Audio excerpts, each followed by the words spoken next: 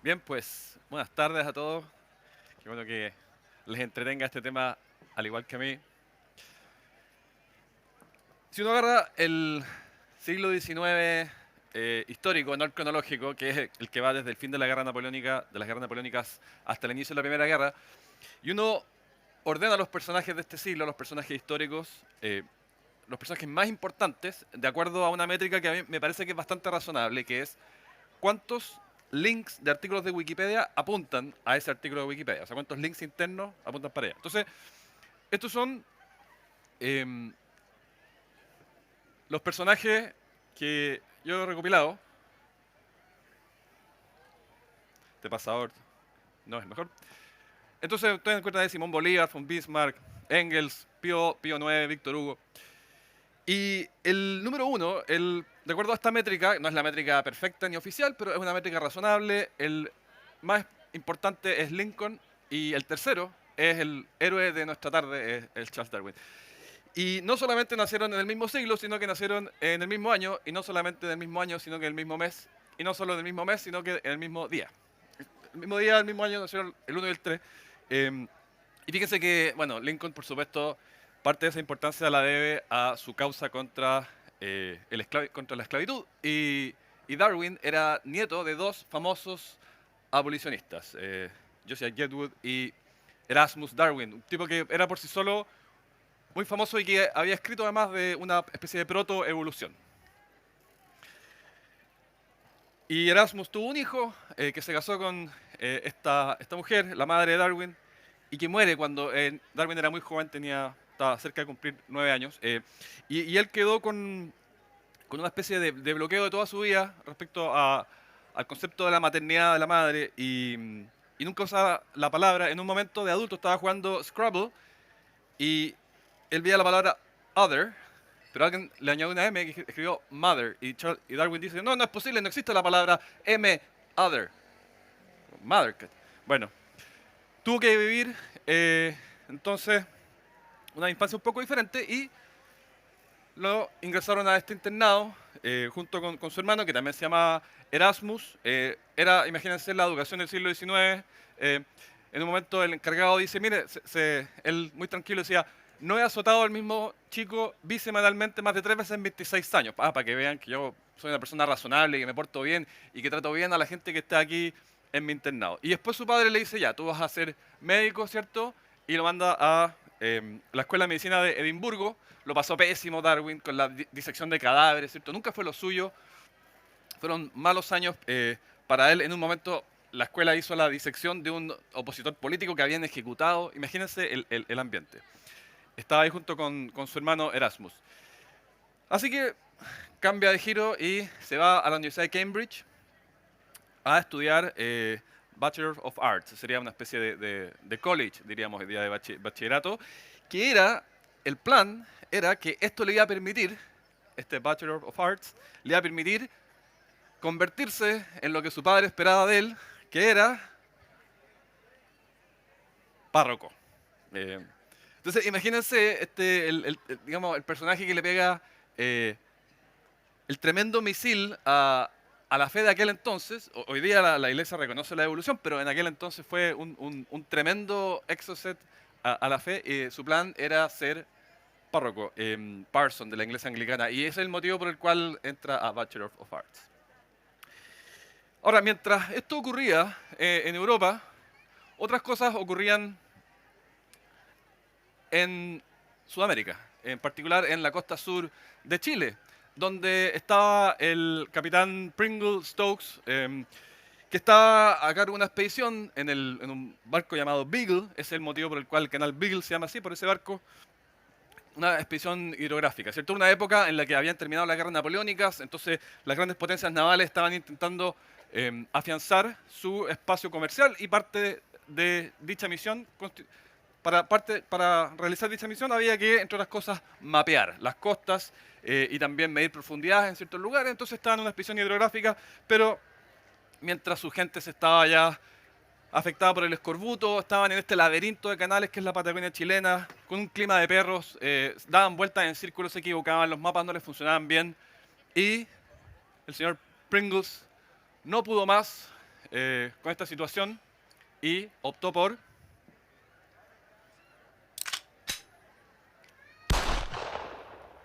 pegarse un balazo en la sien.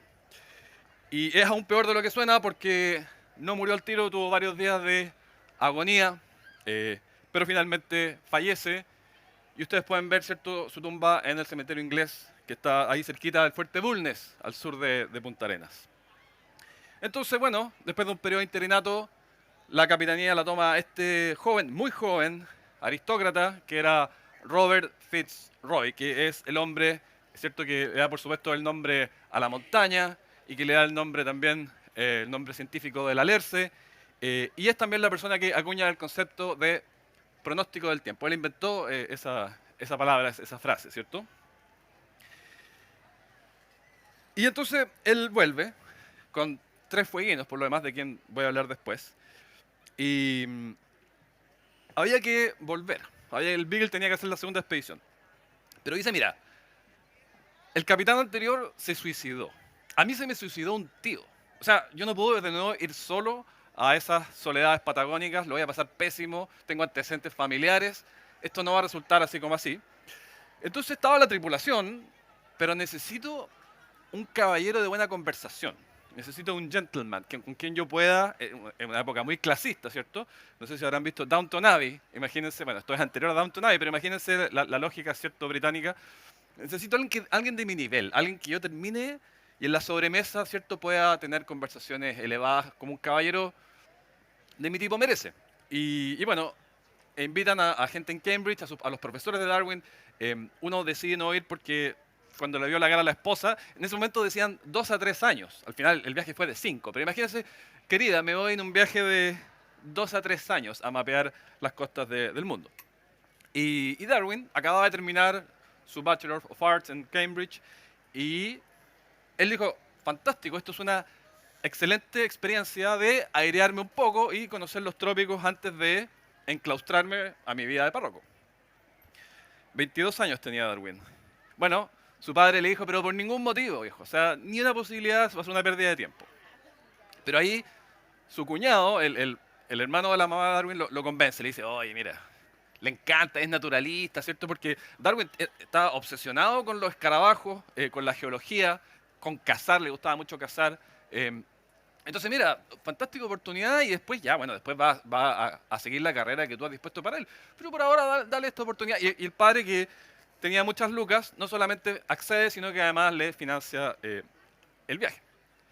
Ahora, el problema siguiente es que Fitzroy dice, ya, pero este tipo, ok, acaba de salir de Cambridge, es un tipo ilustrado, es aristócrata, pero tiene un problema. La nariz. No le gustaba la nariz de Darwin, porque lo que pasa es que Fitzroy era un seguidor de Johann Lavater, este tipo que sostenía que la geometría, la forma de la cara indicaba el carácter. Entonces, él decía que la nariz de Darwin reflejaba que era un tipo con insuficiente carácter y era necesario para un viaje como el que iban a afrontar. Pero finalmente se conocieron y estuvo dispuesto a ceder ese punto y ahí el narigón Darwin dice, bueno, pero pienso que después estuvo bien satisfecho con que mi nariz había hablado en falso. Bueno, no sé si ser, digamos, la principal figura de la biología de todos los tiempos permite justificar esa afirmación, a mi juicio sí. Y mientras preparaban la expedición, mientras el barco se aprovisionaba, bueno, Fitzroy le hizo un montón de mejoras al Beagle.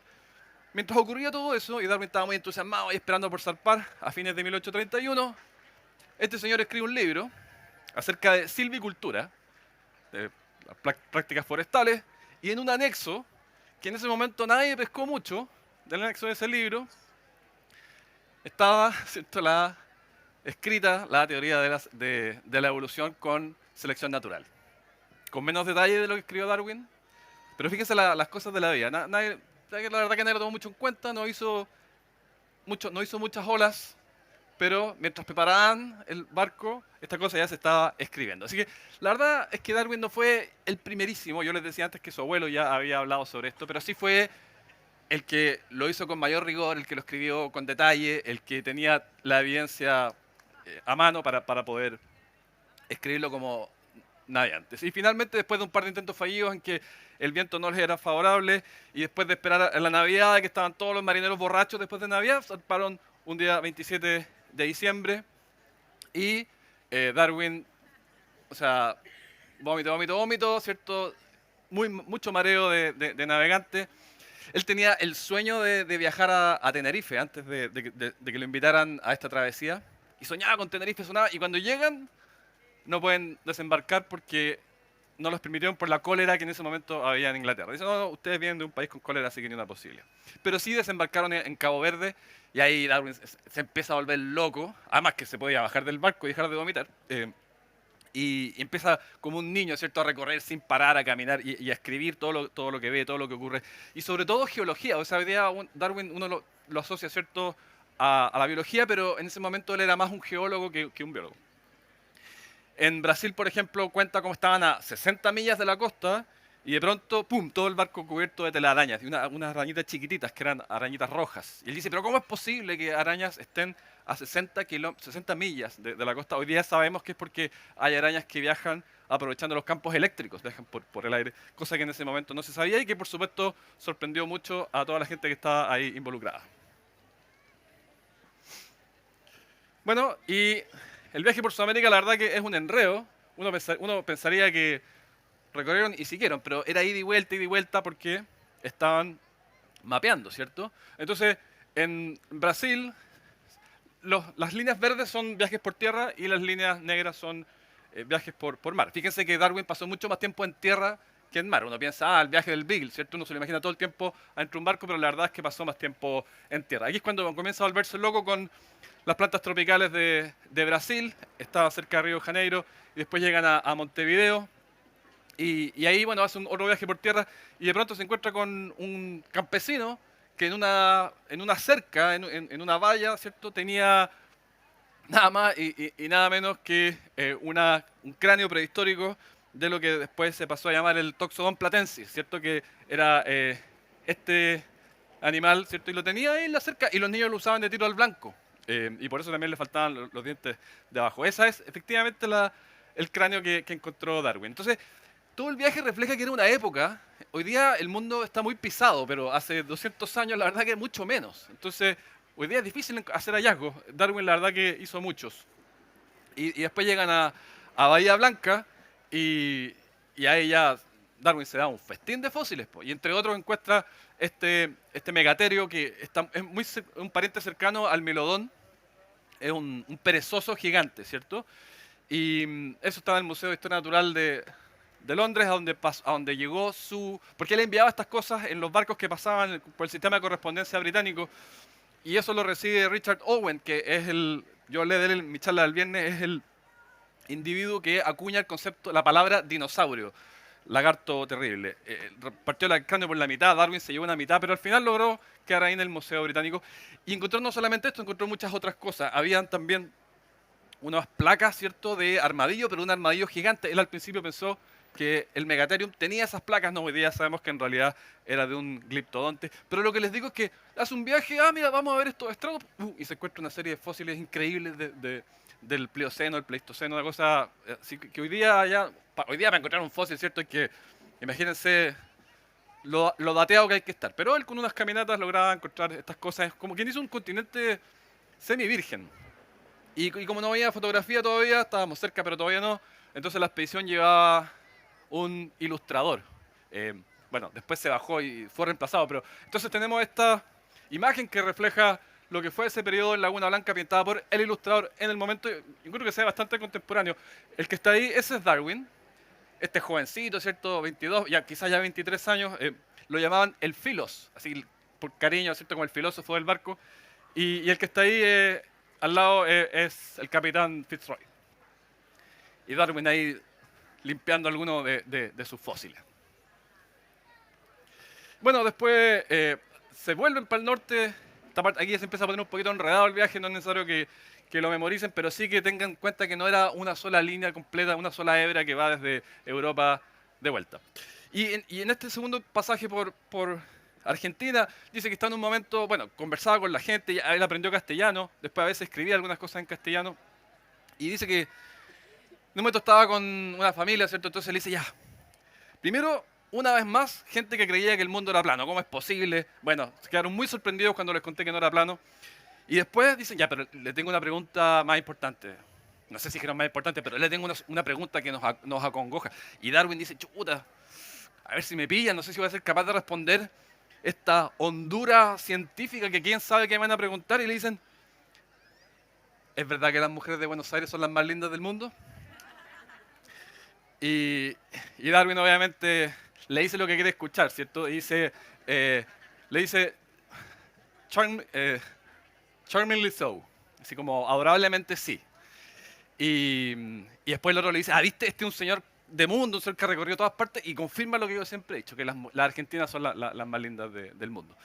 Así que él en general habla muy mal de la cultura de la gente. Y dice, bueno, y además tiene un señor relativamente culto.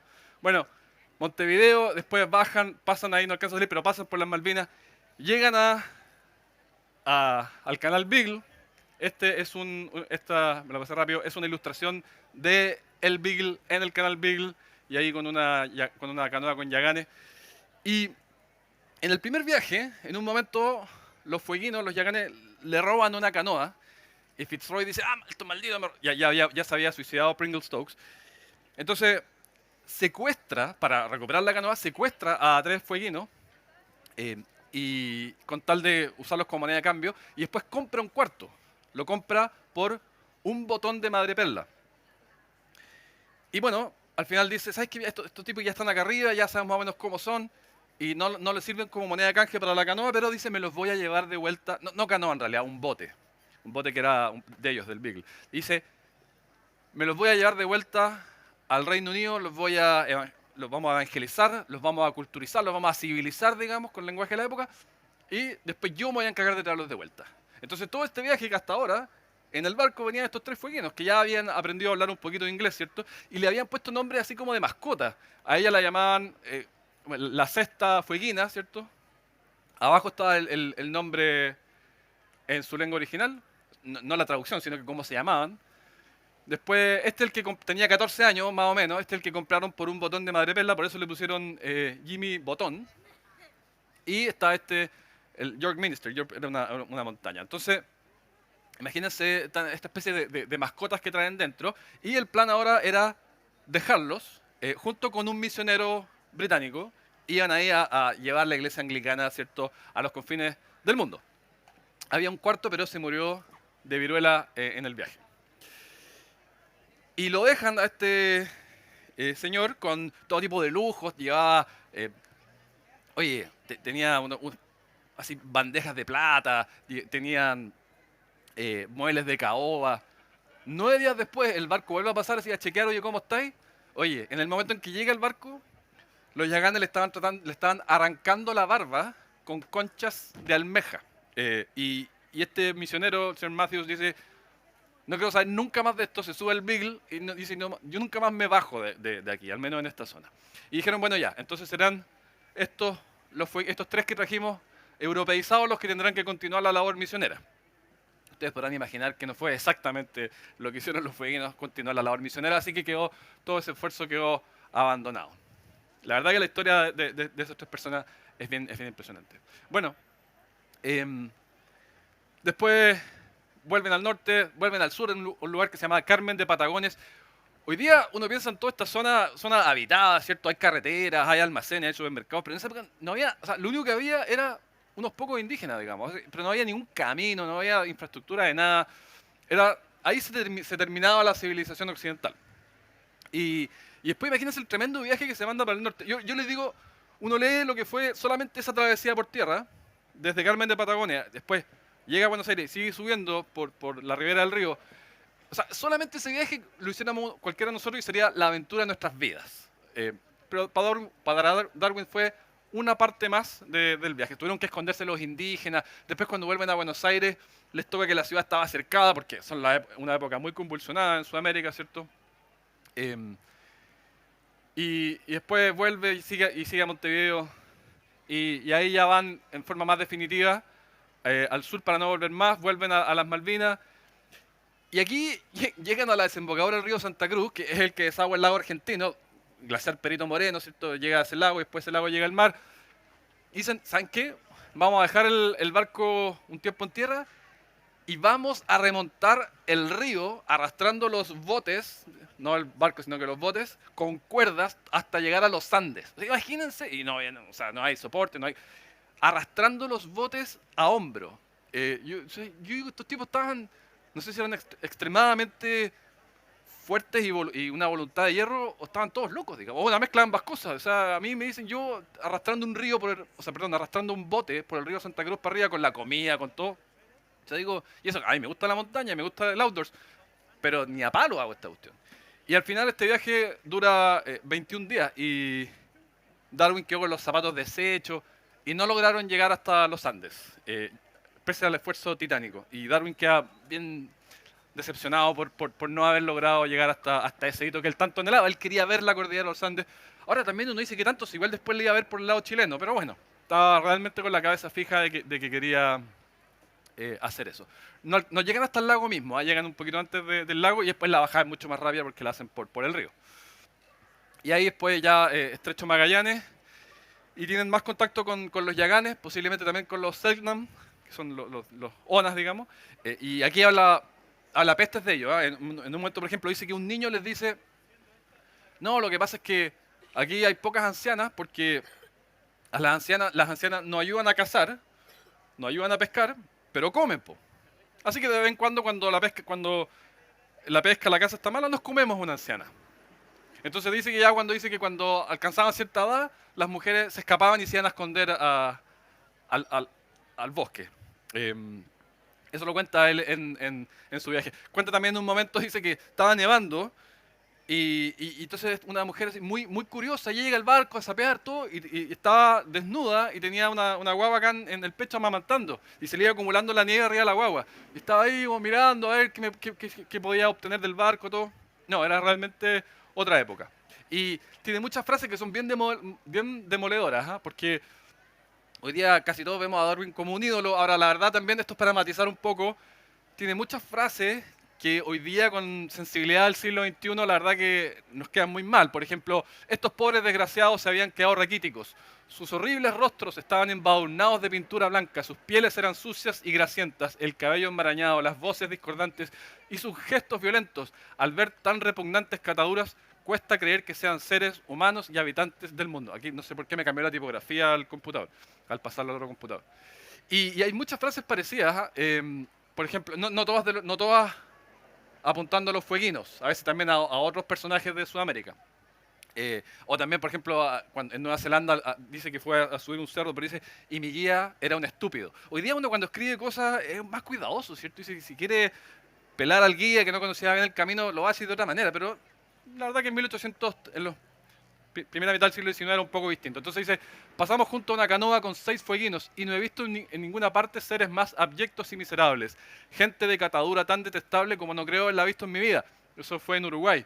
O dice también, imposible imaginar la diferencia que existe entre el hombre salvaje y el civilizado. Es mucho mayor que la que hay entre un animal silvestre y domesticado, imagínense.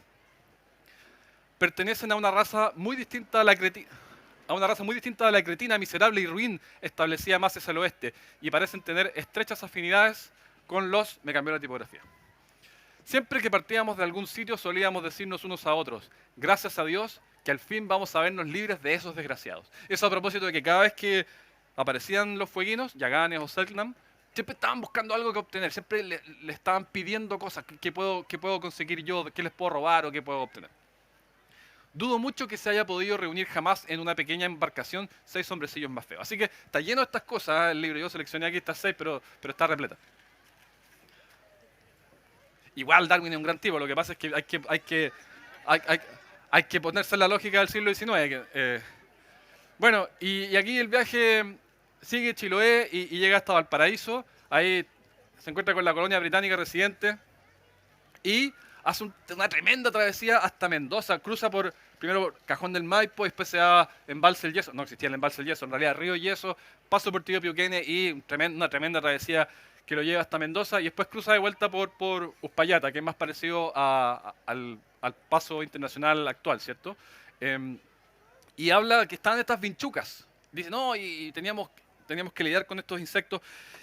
Y Darwin después del viaje, bueno, aquí tiene una enfermedad grave que lo tiene mucho tiempo en cama, en Valparaíso, y el resto de su vida Darwin tuvo una salud como el ajo, o sea, muy mala. Vivía, eh, antes le puse el emoticón, ¿cierto? El emoji de los vómitos, ahora tendría que ponerle otro emoji, que es más café, porque lo pasaba pésimo, o sea, toda su vida. Y se ha discutido mucho cuál era su problema, pero una posibilidad es que haya sido mal de Chagas, ¿ah? Picado por una vinchuca chilena, o mal de Chagas combinado con otras cosas además, porque algunos de los síntomas no coinciden con el mal de Chagas, pero sí una salud realmente problemática. Y después vuelven a bajar, llegan a Chiloé, están mapeando el archipiélago Los Chonos y todo, y en un momento pilla este animalito que no había sido descrito por la ciencia, que es un cánido, que ahora se llama zorro de Darwin, pero en realidad no es exactamente un zorro, es emparentado, pero no es un zorro. Y uno dice, ah, Darwin, el biólogo, ¿cierto? Que este hombre que amaba la naturaleza.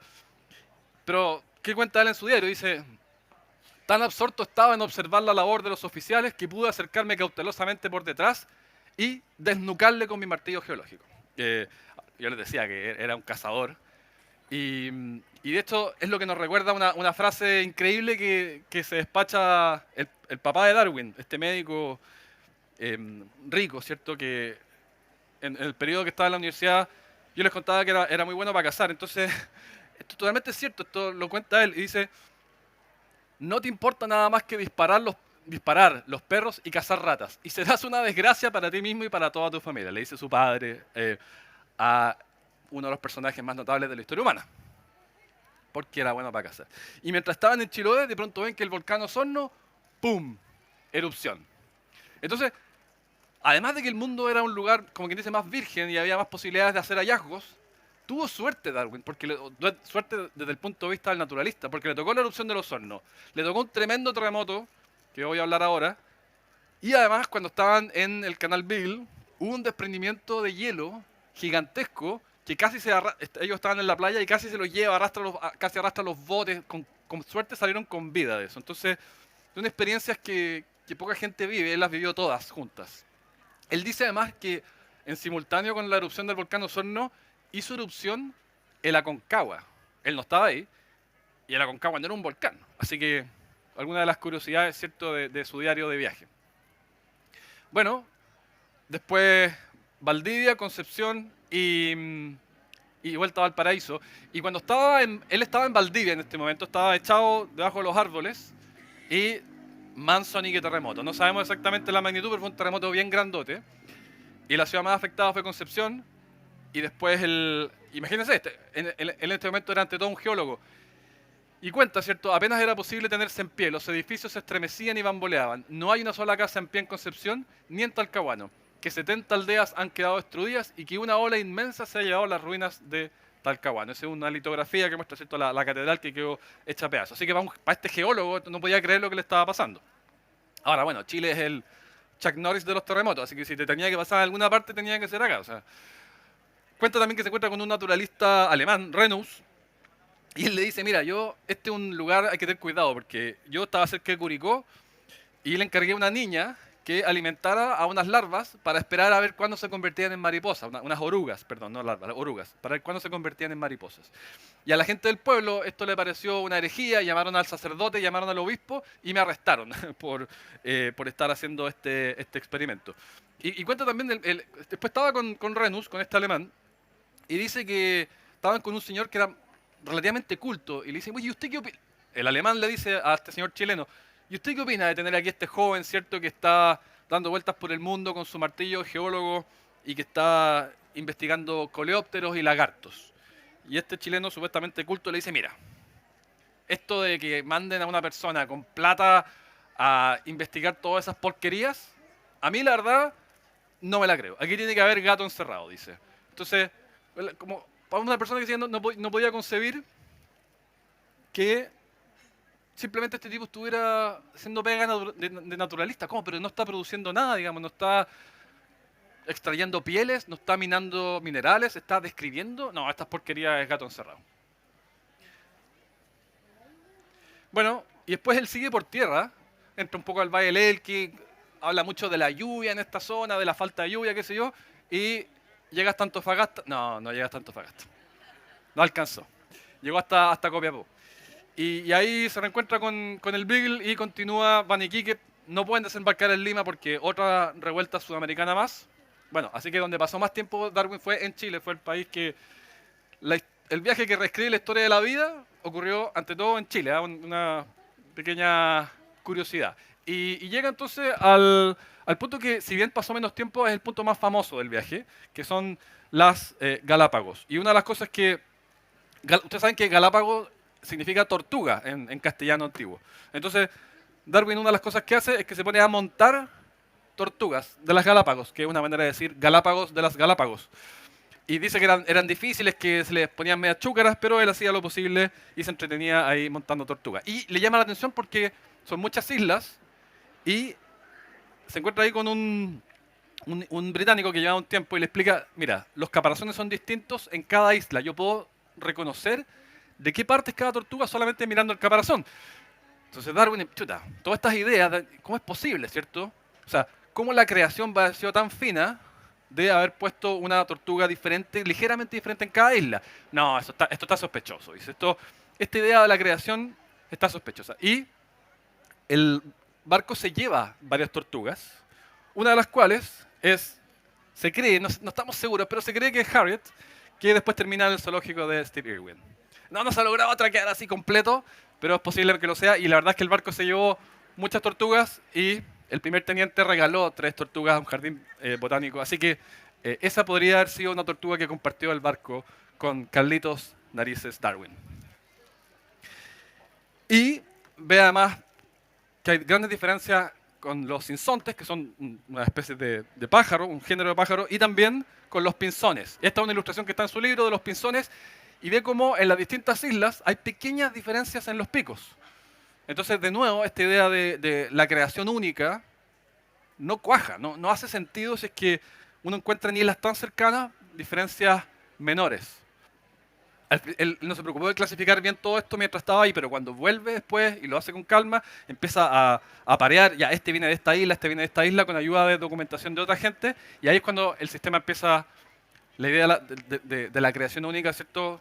Se resquebraja aún más.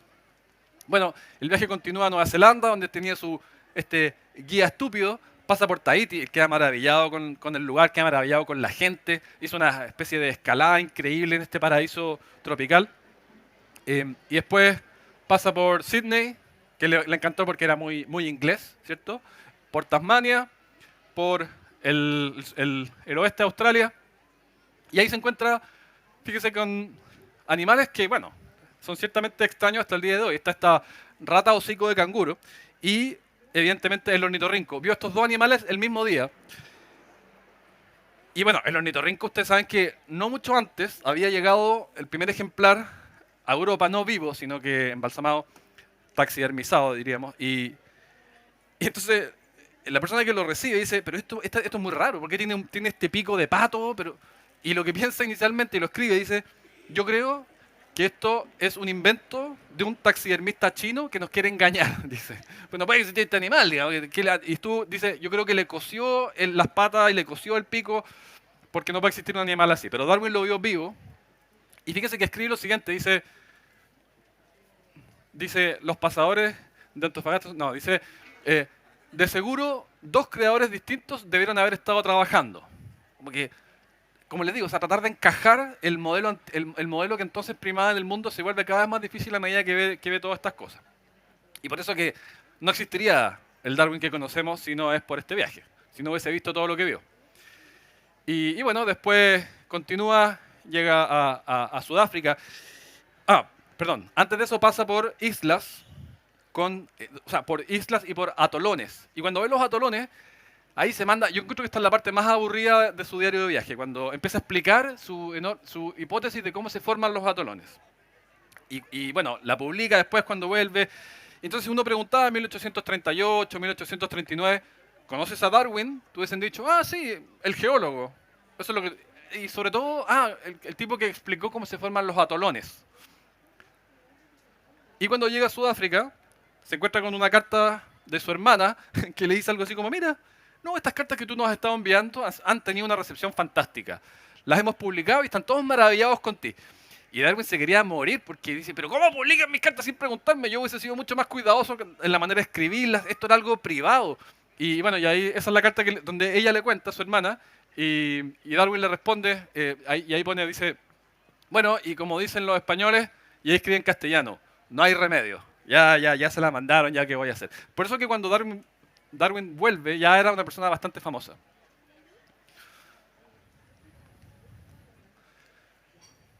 Y bueno, vuelven a pasar por Brasil, se queja duramente de la esclavitud, tienen mal tiempo, así que tienen que pasar por Pernambuco y vuelven, ¿cierto? Finalmente a casa. Pasan ahí, sí, pasan por... Oh, este pasador es terrible. Pasan por la isla de Ascensión y él escribe, no, esta isla está completamente pelada, es un tierral volcánico. Y lo que pasó fue que después que él la visitó, después que él describe esto, incluso él ayudó un poco, los británicos sembraron la isla y hoy día está transformada en un vergel, en parte por su influencia. Entonces, bueno, vuelve, tiene toda esta evidencia, los pinzones, ¿cierto? Los sinsontes de las Galápagos, las tortugas. Entonces, por supuesto que ahora viene, ¿cierto? La gran publicación del libro ¿cierto? El origen de las especies. No, se dedicó a estudiar los picorocos. Bueno, ya, en realidad esto es una exageración. Se dedicó a estudiar los cirrípedos, picorocos son cirrípedos, y en realidad varias otras cosas, no solamente esto. Esto es, es a lo que le dedicó más tiempo. Después decía que ya no quería ver más un cirrípedo en su vida, que ya lo tenía. Y el tema de la evolución siempre estaba ahí al lado, ¿ah? Era un tema paralelo, él a veces decía que era un hobby, que lo iba escribiendo, iba avanzando, pero él lo que publicaba formalmente eran otro tipo de cosas, como por ejemplo uno y otro monografías sobre cirrípedos. Esto, para que se hagan una idea, porque esto ya es una fotografía, ¿cierto? Lo alcanza a agarrar la fotografía. Tenía 46 años cuando le sacan esta foto y él se ve y dice, si realmente tengo tan mala expresión como la fotografía me entrega, el hecho de que pueda tener un solo amigo es sorprendente, dice. Quedó realmente ofuscado con verse así.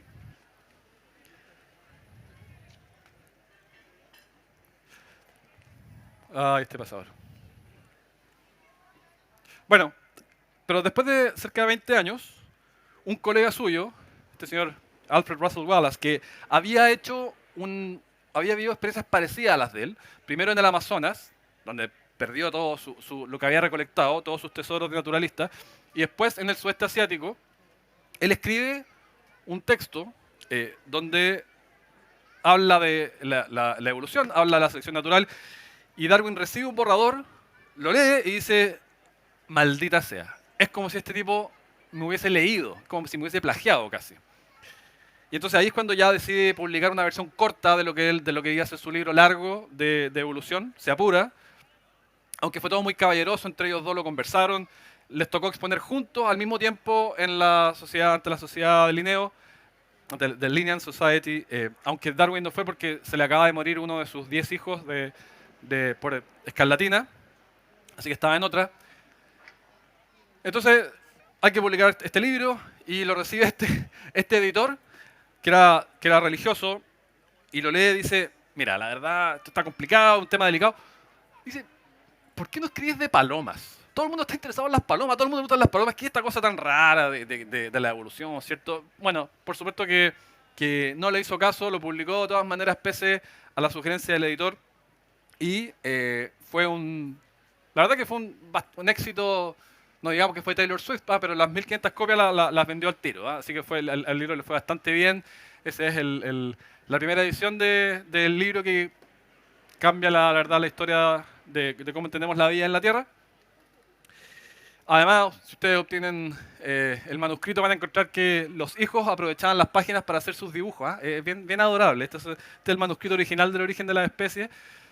Claro, el papel, digamos, era más escaso que hoy día, encontraban estas páginas y está el manuscrito del origen de la especie. Bueno, y ustedes pensarán, y con esto termino, que el libro habla una y otra vez de evolución.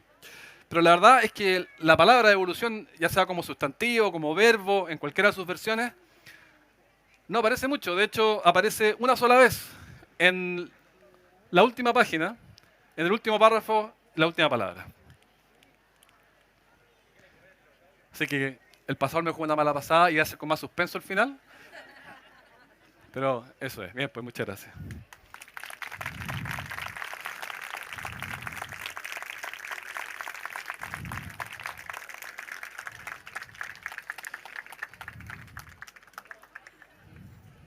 Podríamos, voy a recrear el final, así como que no ocurrió. Aparece solamente en la última página, en el último párrafo, en la última palabra. Muchas gracias. Ya, ahí estuvo mejor. Ya, bueno, no sé si hay tiempo para alguna pregunta. Tenemos tiempo para preguntas. De hecho, tenemos 15 minutos para que puedan ir levantando las manos quienes tengan dudas.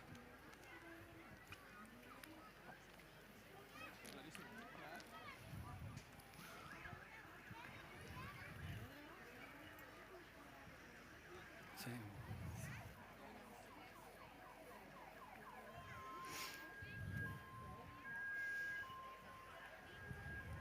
Hola, buen día. Si bien no es el motivo central de la charla, quisiera preguntar si tienes información sobre qué pasó con esos 3 fueguinos que llegaron a Inglaterra y después volvieron al continente. Sí, mira. Bueno, a los 3 los dejaron. ¿Se acuerdan que fueron 2 veces? O sea, la primera llegan al Canal Beagle y después vuelven hacia el norte. Entonces los dejaron en la primera tanda.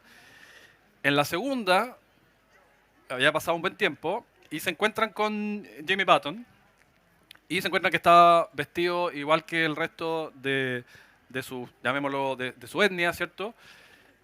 Que a ojos británicos era terrible porque se había descivilizado y tenía una esposa. Em, entonces, pero lo invitan al barco y comen y, oye, ¿por qué nosotros que te habíamos, cierto, llevado por el camino de la civilización y ahora te vemos aquí como, estoy usando el lenguaje de ellos, ¿ah? Te vemos aquí como un pobre salvaje, ¿cierto? Y dice, no, pero yo estoy feliz aquí con mi esposa y yo me quedo acá, no quiero volver a Europa. Y, y bueno, después Darwin y Fitzroy no lo ven más, pero sí tiempo después hubo una matanza en Ushuaia, bastante en la década de 1840. Y hay una discusión de si ellos estuvieron o no involucrados. Yo personalmente creo que sí, que conocían con quién estaban tratando. Pero el resumen de la historia es que al final terminaron homogenizándose al resto de su gente y con una vida, con sus recuerdos y quizás chaporreando una palabra de inglés, incluso un poco de castellano, porque aprendieron también algo de castellano durante el viaje por Argentina, pero fundamentalmente ya vueltos a sus raíces. Así terminaron los 3.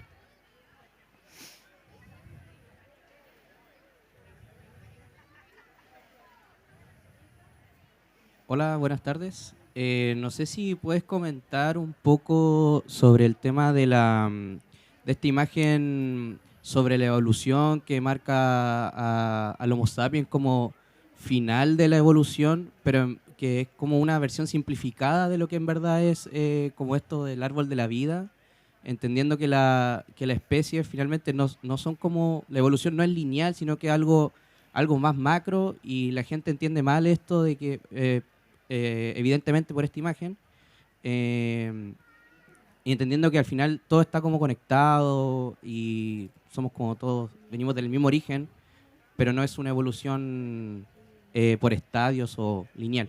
Sí, yo creo que tú ya lo explicaste. Te refieres, ¿cierto?, a la imagen de el mono agachado, después un poquito más erguido y terminando el Homo sapiens.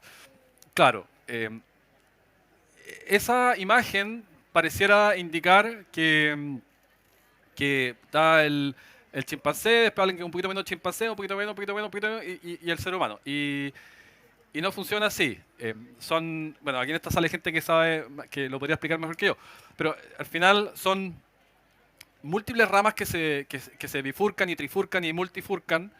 Y claro, nosotros, si uno, el caso del ser humano, por ejemplo, uno ve cuando compartimos un antepasado común, por ejemplo, con los chimpancés, que son los más cercanos a nosotros, hace más o menos 4 millones de años. Entonces ahí hay una rama. Después, ¿cuándo compartimos un antepasado común con los gorilas? Hace más o menos 8 millones de años. Con los orangutanes, ahí ya no me acuerdo, pero un poquito más atrás. Entonces siempre uno, entre más atrás vaya, va a encontrar un antepasado común con especies que son menos cercanas. Menos. Y eso no tiene límite. Hay un momento que uno llega a lo que se llama Aluca, que es al antepasado de todos los seres vivos que existimos hoy día.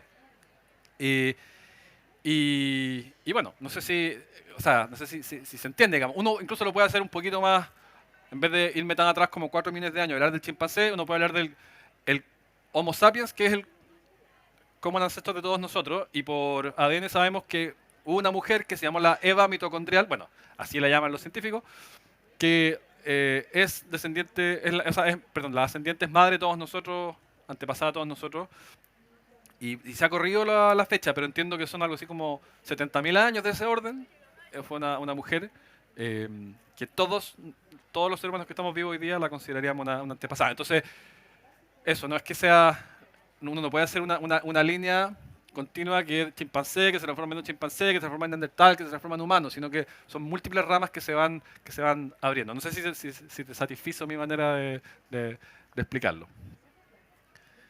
El Luca, no sé, son, yo creo que miles de millones de años del pasado. O sea, la vida, el registro directo de vida más antiguo que hay son unos estromatolitos de Australia, que son 3.700 millones de años.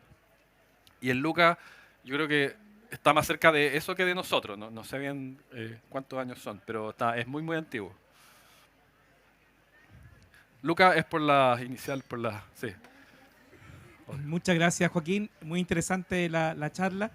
Pregunta, se habló de la muerte, de que la muerte de Darwin podría estar asociado al mal de Chagas y que se podría haber enfermado acá en Sudamérica y en este lado del mundo, digamos.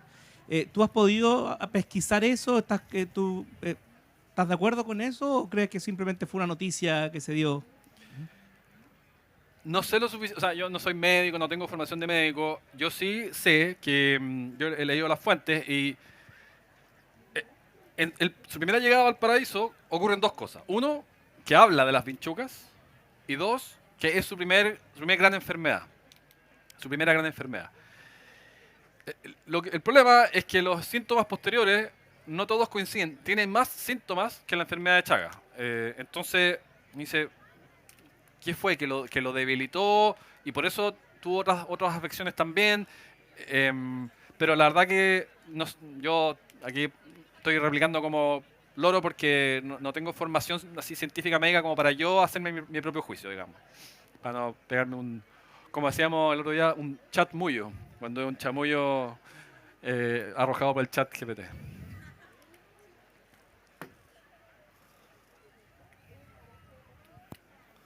Buenas tardes, muchas gracias por la charla y quisiera hacer una respecto a algo que está pasando mucho hoy en día. Y podríamos decir, me gustaría como consultarte cuál es la importancia de la tolerancia en las posibles funas que podrían tener los científicos actualmente. No entendí. ¿La tolerancia a las funas? La importancia de la tolerancia en las posibles funas que pueden existir a los científicos. Cuando se conoce como esta información de los dichos de Darwin, para algunas personas eso puede hacer que reste valor hacia los conceptos de la funa. Entonces, ¿cómo podríamos vincularlo con la tolerancia bajo tu perspectiva? Eso. Ya, hay un pecado, digamos, que es el presentismo, que es juzgar el pasado con ojos de hoy. A ver, yo estoy totalmente seguro, yo apostaría mucha plata, que en 300 años más, no sé si 300, pero en un par de siglos más, con seguridad, todos quienes hoy día comemos carne de animal que vivió esta vida, ¿cierto?, de criadero industrial, la gente lo va a ver y no puedo creer que hayan sido así de despiadados. O sea, no puedo creerlo. O sea, pero que como no veían los pollos que vivían hacinados. Y yo como carne, ¿eh? Yo soy parte de este mundo. Entonces, todos nosotros, bueno, aquí habrá algunos veganos, pero todos los que no somos veganos nos van a ver en 300, 400, no sé cuánto, y nos van a decir, pero que eran unos salvajes, ¿cachai? Entonces, quien no entiende eso, y yo sabía que había un riesgo en poner las frases de Darwin ahí y, digamos, bajarlo del pedestal. Pero quien no entiende eso es que no entiende nada de historia. Si uno al final es inevitablemente, mayor o menor medida, hijo de su tiempo, y es muy difícil escapar del todo. Entonces, digamos, yo creo que quien derribe una estatua, en Cambridge, por ejemplo, hay una estatua de Darwin escala 1 a 1, quien la derribe por lo mal que hablaba de los indígenas sudamericanos, yo creo que es una persona digamos, no, me estoy dando una vuelta muy larga. No me preocupa. Sé que van a existir esas minorías, pero en lo personal no me preocupa. Creo que hay que entender, es una manera también una manera de reflexionar acerca de lo mucho que hemos progresado como sociedad. Oye, en el libro The Descent of Man, Darwin tiene una frase contra las mujeres que es terrible. O sea, no es contra las mujeres, pero acerca de la superioridad del hombre, porque él consideraba que en esta lucha, ¿cierto?, por la supervivencia, al final el hombre sacaba el macho saca la mejor parte. Y esa es otra razón para fundar a Darwin. Pero oye, anda tú a escribir en 1870.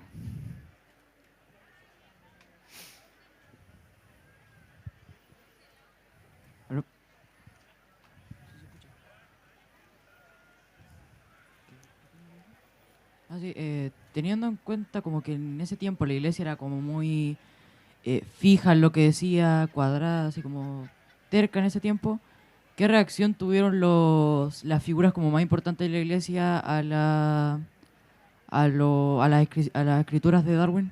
Uf, eso es un tremendísimo tema que podría hacer una charla completa sobre eso.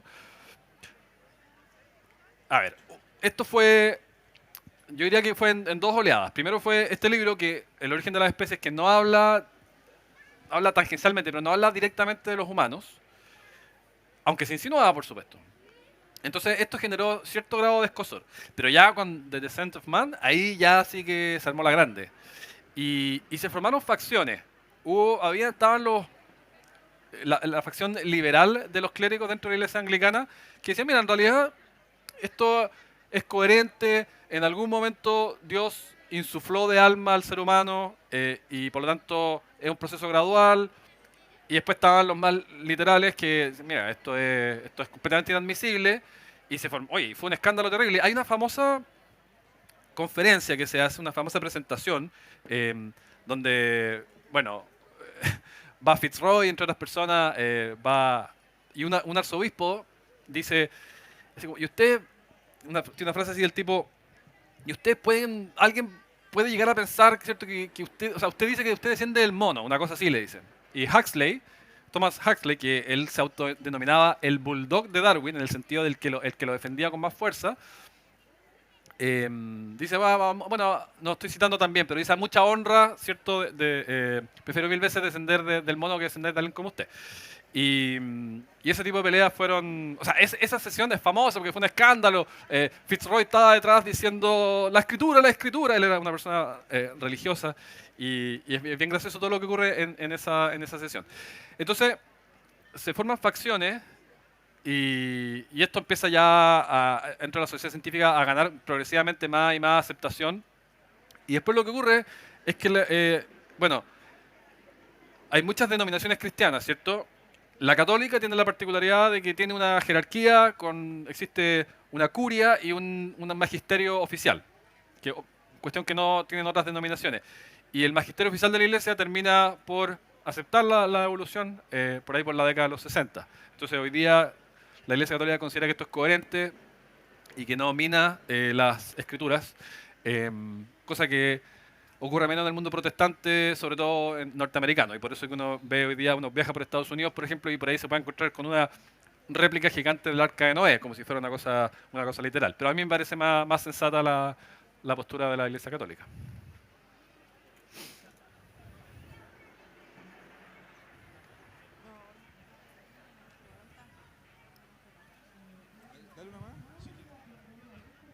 Esta sería la última pregunta.